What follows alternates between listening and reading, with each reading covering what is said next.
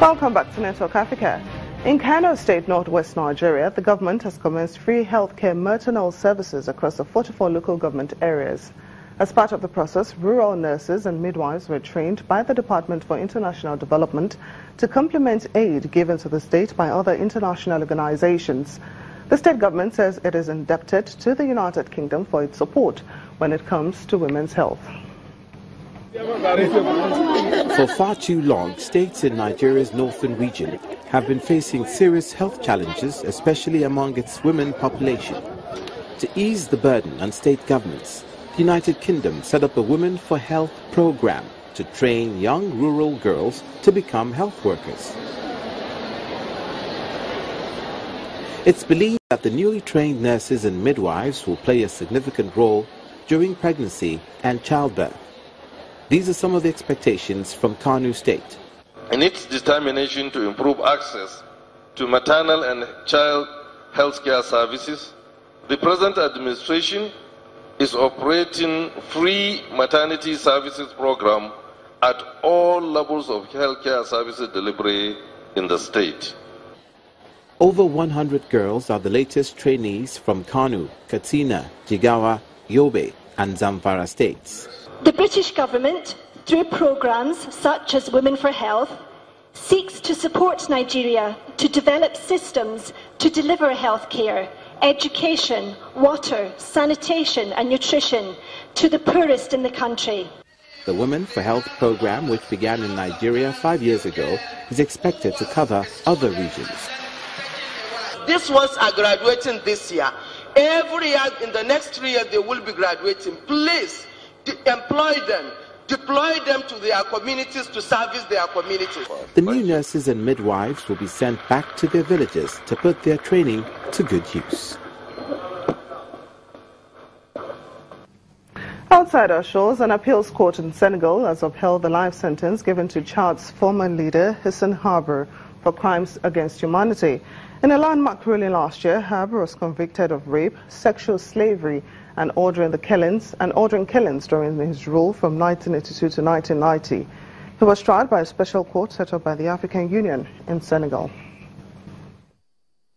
74-year-old Hissene Habre served as Chad's president from 1982 until he was deposed in 1990. He was brought to power with the support of France and the United States, who provided training, arms and financing.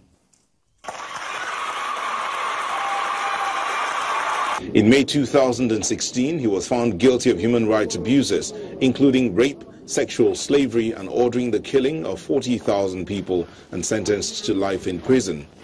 He is the first former head of state to be convicted for human rights abuses in the court of another nation. However, the 74-year-old refuses to recognize the court's authority, and his appeal was therefore brought on his behalf by court-appointed lawyers. He refused to speak or defend himself throughout his trial. But his conviction brought closure for relatives of up to 40,000 people killed and many more kidnapped, raped or tortured during his time as president. Habre fled with $11 million of public money to Senegal after his 1990 ouster by Chad's current president Idriss Déby, and for more than 20 years lived freely in an upmarket Dakar suburb with his wife and children. He was placed under house arrest in 2005 until his arrest in 2013.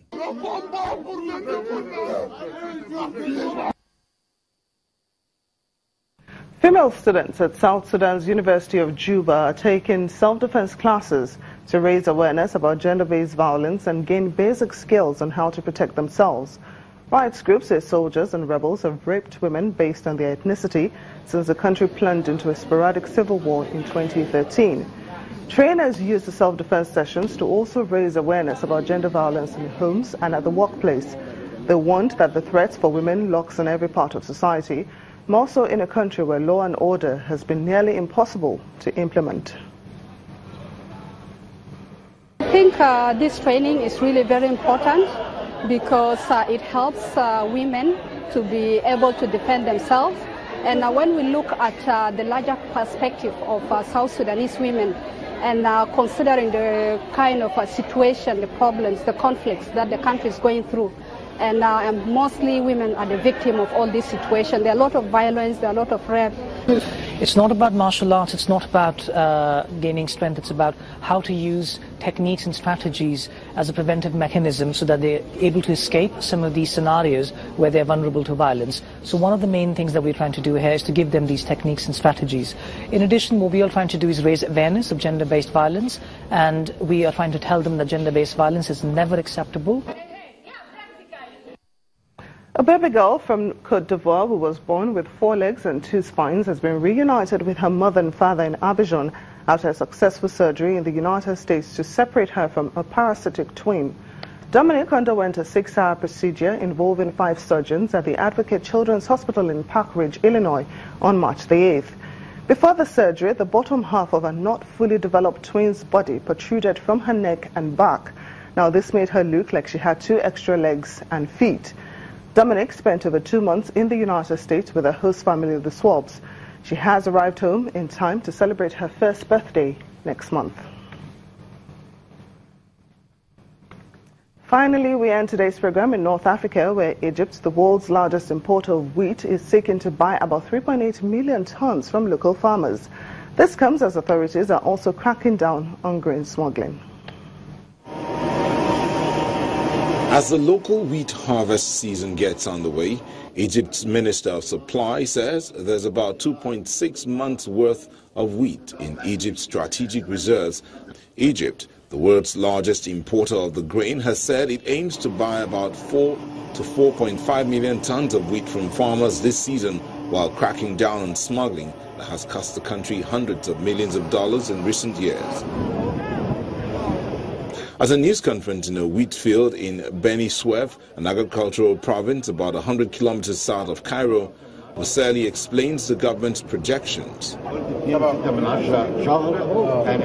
We're hoping to reach 4 million. If we reach 3.7 or 3.8 tons, that will be very good, but that is the standard rate. But as we enter the season, we always ensure that we have 3 to 4 months worth of reserves during the season. Egypt's local wheat harvest begins around mid-April and runs through July. The North African country has been tightening its policing of local wheat procurement to prevent fraud.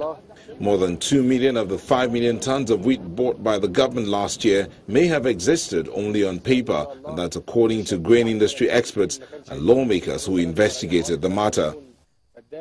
Ali Mouseli said state grain buyer GASC will continue to import during the harvest, aiming to increase strategic reserves to 6 months. Government figures for reserves have, in the past, often included wheat not yet in the country, a tactic traders say inflates the country's level of strategic reserves. The harvest this year hopefully will not be less than last year's, if not more. This year we planted about 3.1 million fidans, which will produce about 9 million tons. So the harvest will be like the last year, and we will procure to the government about 4 million tons, and the farmers store in their homes about another 4 million. In the months leading up to the wheat harvest, Egypt's GASC has been buying wheat from abroad at a breakneck clip, which traders have attributed to higher than usual bread consumption by Egyptians hit by soaring inflation. GASC purchased about 5.6 million tons of wheat during the 2016 to 2017 season, which ends with the start of the local harvest, a nearly 25% leap from the roughly 4.5 million purchased last year, according to Reuters data. And that's it on Network Africa. Thank you so much for watching. I'm Tumi Tokwe Fagbidi.